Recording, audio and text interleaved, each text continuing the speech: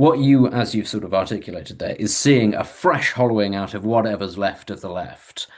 But just because you hollow something out doesn't mean that the people suddenly find a different direction. What Labour are doing is leaving a vast space to their own left. Do you foresee the possibility not just of reform being potentially the future party of government, the future party that sort of dominates British politics? Is there the possibility that once the Labour brand has been well and truly trashed by this administration, that actually you see a sort of a Corbynista, Novara Media adjacent political movement arriving on the left that rivals that? Yes, I think there's an end. We're seeing it already happening in American politics. I think that it is, in fact, I think it is likely. My view is it will coalesce around two groups. It will coalesce around the Green Party, which is already showing signs of really quite remarkable revival, and a new Islamic. I think there will be an overt Islamic party. It seems to me the group of independents is at five, who are effectively elected on an Islamist ticket, will cohere, and there will be a radical party.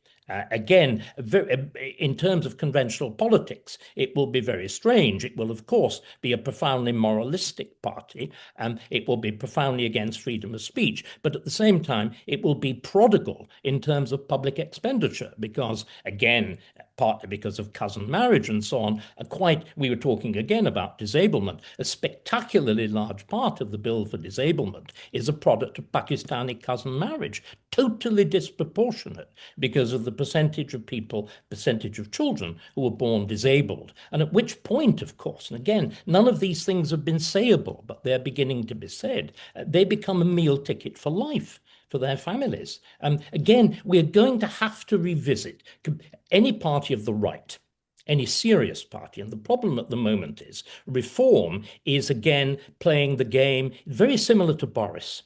It's trying to appeal to a very similar coalition to Boris. So on the one hand, most of its leaders are fundamentally follow along Thatcherites. They're Thatcherite followers. But at the same time, they're trying to appeal to what in economic terms is a socially dependent, the north of England, Scotland and so on. These are all countries where a minority of taxpayers actually are net taxpayers, where the overwhelming mass of the population is actually government dependent. I mean, the scale of this dependency is just becoming realized. I don't know whether you noticed, the Times actually did a very interesting survey in which it demonstrated, is it 200 Labour seats in the Labour majority is smaller than the number of people receiving the PIP. I mean, this is the scale of it. 10% of the working age population, rising rapidly, rising most rapidly in amongst the young, not the old. I mean, clearly we've mismanaged in a completely grotesque way. But the only way out of it, and we were talking about this, let's go back to it, is a politics which dares to tell the truth.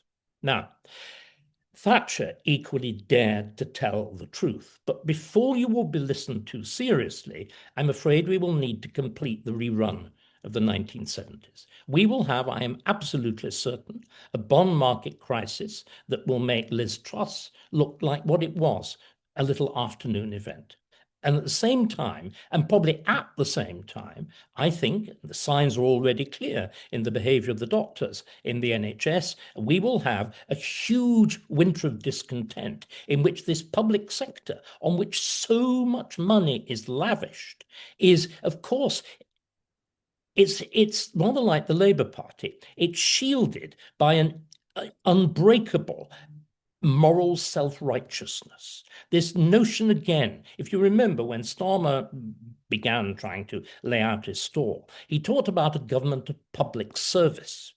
But what in fact it immediately became clear he was really talking about was a government of public servants who are in fact our masters and are grotesquely overpaid. All the points that's now coming out. I'm sure you have the facts and figures at your fingertips, but can I just throw one at you? What percentage of a doctor or a teacher or a senior civil servant's salary is paid by their employer as part of their pension contribution by the employer? Of the order of? Go ahead. almost 30%. Between 25 and 30%. These are grotesque figures. They're totally out of line with anything in the private sector. They are completely unsustainable. And what again is terrifying is all of this is off the government balance sheet. We're talking about our national debt now being equivalent to GDP and rather more. Actually, if you factor in all of these things, you discover, particularly since Gordon Brown, that the economy has actually been what I call Enronized. You put as much off balance sheet as you possibly can. And again, all of this begins essentially under Gordon Brown. It's Brown who is determined to make as many people as possible recipients of benefits on the grounds that that will mean that everybody has got a stake in the welfare state. So I think this is where it all starts. And it is the disaster of 2005, Cameron's election as leader of the Conservative Party, May as his successor as leader and prime minister of the Conservative Party, with her attack on the nasty party. In other words, it's this devastating politics of niceness. I call it the Paddington Bearization of British life. This sweet, pathetic little thing with its hat on and its luggage label around its neck saying "per woo" and its little suitcase and the oozing sentimentality, the horrors of the Danny Boyle show before the Olympics. This infinite post-Diana sentimentalization of public life. And I'm sorry, it will be ripped off. This again, it's very interesting. I was reading the briefs that accompanied the reform, the Equalities Act back in 2010. And the first thing that struck you, they recognized there would be very significant economic costs. Do you know how it begins? In a time of confident economic growth like ours, these risks can safely be taken. And of course, that was exactly the moment following the 2008 economic crisis that economic growth, which I would also suggest was a very shallow one. It was a product of the incredible financialization, the people who take Thatcherism to its extremes are Gordon Brown and Tony Blair, and that incredible financialization of the economy, the absolute dependence on the City of London. And since then, there has been this politics of lies and myth. Again, Alistair Campbell, the absolute heart of this process of lying.